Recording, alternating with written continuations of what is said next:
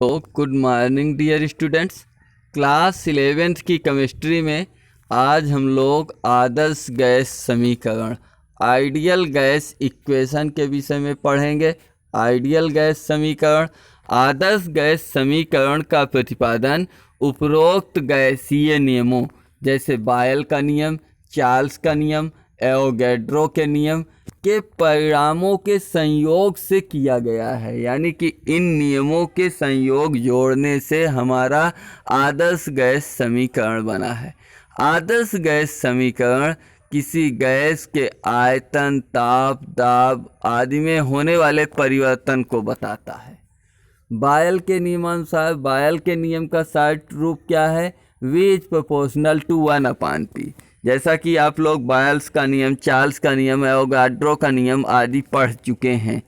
तो बायल का नियम आपको मालूम होना चाहिए कि स्थिर ताप पर किसी गैस की निश्चित मात्रा का आयतन उसके दाब के व्युत्क्रमानुपाती होता है।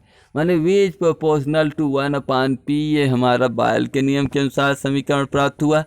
अब चार्ल्स के नियम के अनुसार V is proportional to T। स्थिर दाब पर V प्रोपोर्शनल T होता है।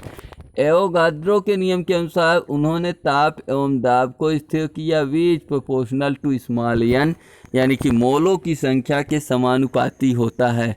यदि ताप दाब को स्थिर कर दिया जाए तो किसी पदार्थ का आयतन किसी गैसीय पदार्थ का आयतन उसके मोलों की संख्या के समानुपाती होता है, या अतः V is proportional to n into T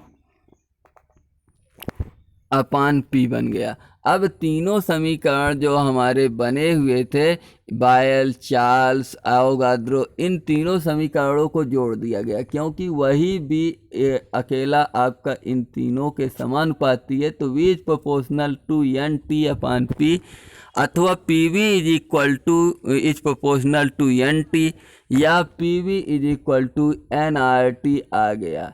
इस समीकरण को ही आदर्श गैस समीकरण कहा जाता है। समीकरण एक ही आदर्श गैस समीकरण है जहां R एक नियतांक है जिसे गैस स्थिरांक कहते हैं। यह एक सार्वत्रिक स्थिरांक है। यहाँ पर अब आगे क्या दिखाया गया है कि n जो मोलों की संख्या है, किसी पदार्थ के मोलों की संख्या बराबर विलेय का भार स्मॉल w बटे विलेय का अणुभार m। यानी कि यदि किसी पदार्थ के मोलों की संख्या W/m के बराबर होता है तो n के स्थान पर W/m रख दिया गया। PV is equal to W/m RT मिल गया, अथवा P is equal to W/m into V। यहाँ V गुणे में था, इधर बटे में गुणा करवा दिया गया नीचे, तो W/m इंटू V RT बन गया। अब यहाँ ऐसा करने का मतलब हमारा क्या था? मतलब केवल इतना था कि यह W/V जो है यह घनत्व D होता है। तो यहाँ पर W/V बन गया, हमें W/V इसके स्थान पर हम D लिख सकते हैं। तो P is equal to D/m RT बन गया। यह एक अन्य समीकरण बन गया जिसके द्वारा यदि क्वेश्चन में घनत्व दिया हुआ है तो हम ऐसे प्रश्नों को भी सॉल्व कर सकते हैं। आगे देखते हैं उपरोक्त समीकरण एक। जो समीकरण एक हम लोगों ने सॉल्व किया था, यहाँ पर पाया था, ये समीकरण एक है। उपरोक्त समीकरण एक को आदर्श गैस समीकरण कहलाती है तथा R गैस स्थिरांक है। गैस स्थिरांक R के मान अलग अलग पद्धति में अलग अलग होता है। अगर STP पद्धति की बात किया जाए तो R का मान 0.0821 लीटर वायुमंडल प्रति केल्विन प्रति मोल होता है, जबकि CGS पद्धति में यही मान 8.314 × 10⁻7 अर्ग प्रति केल्विन प्रति मोल होता है। और MKS पद्धति में metre kilogram second, STP standard temperature and pressure, CGS centimetre gram second पद्धति, MKS मीटर किलोग्राम सेकेंड पद्धति में R का मान 8.314 जूल प्रति केल्विन प्रति मोल अथवा मीटर क्यूब मीटर की पावर 3 पास्कल केल्विन यूनिवर्स मोल यूनिवर्स होता है। अब आगे हम लोग देखेंगे कि अगला प्रश्न इससे संबंधित सॉल्व करते हैं। गैस समीकरण से संबंधित आदर्श गैस समीकरण से संबंधित प्रश्न को यहाँ पर सॉल्व किया गया है। 100 डिग्री सेंटीग्रेड तथा 800 मिलीमीटर एचजी दाब मिलीमीटर एचजी दाब पर CO2 का घनत्व ज्ञात करो। दिया है दाब P बराबर 800 mmHg या 800/760 वायुमंडल। एक वायुमंडल बराबर 760 mmHg होता है, इसलिए 760 से डिवाइड कर देने पर ये हमारा वायुमंडल में बदल गया मान। अब हम लोग ताप टेम्परेचर T = 100 डिग्री सेंटीग्रेड, इसको केल्विन में चेंज किया, 100 + 273 बराबर 373 केल्विन।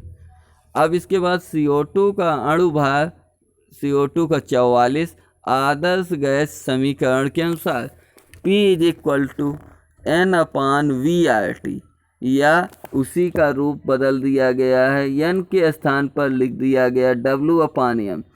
तो ये P = ही बन गया, इसी का आगे परिवर्तित रूप है W/M × VRT या W/V के स्थान पे D लिख दिया गया, तो D/MRT बन गया। तो हमको निकालना इसका घनत्व है, तो घनत्व D = P × M/RT। P 800/760, यम हमारा अणुभार CO2 का 44 बटे R का मान 0.0821 लीटर वायुमंडल प्रति केल्विन प्रति मोल और T का मान 373। जब इसका हम लोग न्यूमेरिकल वैल्यू का इस न्यूमेरिकल वैल्यू की कैलकुलेशन करते हैं तो पाते हैं कि 1.5124 ग्राम प्रति लीटर होता है। आप लोगों को इसको फिर से स्वतः सॉल्व करना चाहिए। रफ कॉपी में इसको फिर से सॉल्व कीजिएगा इतने पार्ट को और देखिएगा कि 1.5124 ग्राम प्रति लीटर आता है या नहीं।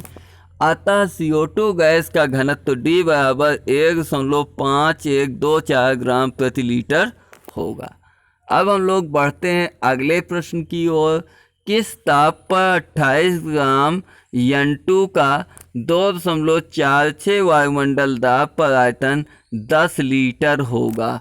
किस ताप पर? उस ताप की वैल्यू बताना है जिस पर 28 ग्राम N2 का 2.46 वायुमंडल दाब पर आयतन 10 लीटर हो जाएगा। तो इस प्रश्न को जब सॉल्व करते हैं तो इसमें दिया है N2 गैस का द्रव्यमान 28 ग्राम, N2 गैस का दाब 2.46 वायुमंडल, N2 गैस का आयतन 10 लीटर, N2 का अणुभार बराबर 28 है। तो आगे अब इसको सॉल्व करने पर मिलता है आदर्श गैस समीकरण के अनुसार PV = nRT या W/MRT। PV = W/MRT, हमको निकालना T है तो पक्षांतर कर लिया PVM/W × R। PVM/WR। P का मान है 2.46 दाब है, V का मान है 10 लीटर, M का मान है 28, नाइट्रोजन का अणुभार 28, W है 28 ग्राम और R का मान है 0.0821। तो 28 से 28 हमारा कैंसिल हो गया, बचा T = 2.46 × 10/0.0821, ये आ जाएगा 299.63 केल्विन।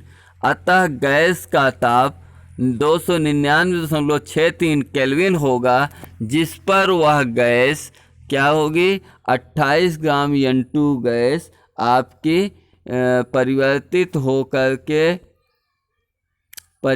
होकर के इतने 28 ग्राम N2 गैस 2.46 वायुमंडल दाब पर 10 लीटर में परिवर्तित हो जाएगी। अब हम लोग चलते हैं अगले लास्ट प्रश्न की ओर। इस टॉपिक का लास्ट प्रश्न है। प्रश्न पहले पढ़ता हूँ। 760 मिलीमीटर दाब तथा 0 डिग्री सेंटीग्रेड ताप पर किसी गैस का घनत्व 6.4 ग्राम प्रति लीटर है, 570 मिलीमीटर दाब पर इसका घनत्व क्या होगा यदि ताप स्थिर है। तो सॉल्व करेंगे। गैस का प्रारंभिक दाब P1 बराबर 760 मिलीमीटर, गैस का अंतिम दाब P2 बराबर 570 मिलीलीटर, प्रारंभिक घनत्व D1 बराबर 6.4 ग्राम प्रति लीटर और अंतिम घनत्व D2 इज इक्वल टू वाट। तो यहाँ पर गैस समीकरण के अनुसार या आदर्श गैस समीकरण के अनुसार PV is equal to W/m/RT या P is equal to W/m into V को इधर गुणा करवा दिया गया इंटू RT, या P is equal to W/V को कह दिया गया ये D के इक्वल है D/m/RT, क्योंकि D is equal to W/V लिखा हुआ है। अतः समान ताप पर किसी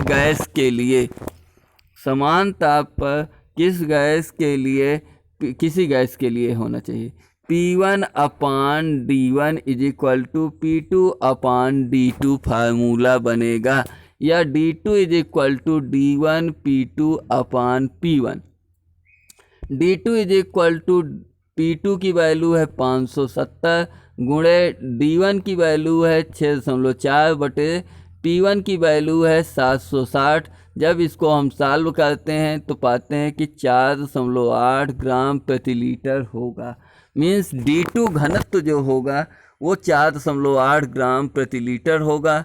तो आज के टॉपिक में हम लोग आदर्श गैस समीकरण से संबंधित बातें एवं उससे संबंधित प्रश्नों को पढ़ा। मिलते हैं अगले टॉपिक में अगले दिन अगले नए टर्न के साथ। तब तक के लिए जय हिंद, वंदे मातरम।